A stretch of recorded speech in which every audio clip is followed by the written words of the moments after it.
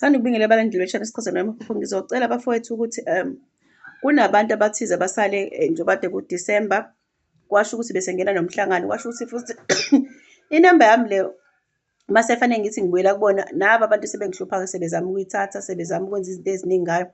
Kodwa-ke okukakhulu kakhulu kunabantu laba abasala. Ngiyacela ukuthi bezame ukungithinta bakwethu, inamba sengiyilungisise, ngize ngayilungisa siyasebenza.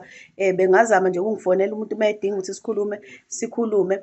Kodwa ngiyakhulukazi kunabantu abasala engingakwazanga ukuthi ngigcine ngikhulume nabo, bathathu laba bantu laba.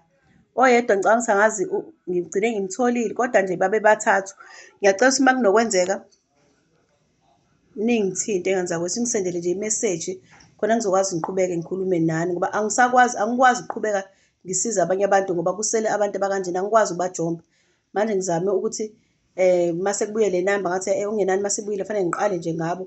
Angikwazi ukuqhubeka ngikhulume nabanye. Bakhona nabanye abafonayo ukuthi ngiyakwazi yini ukuthi ngibabhekele. Cha, angibabhekeli, ngisalinde ukuthi ngithole laba bantu okuyibona abasala. Ngiyabonga.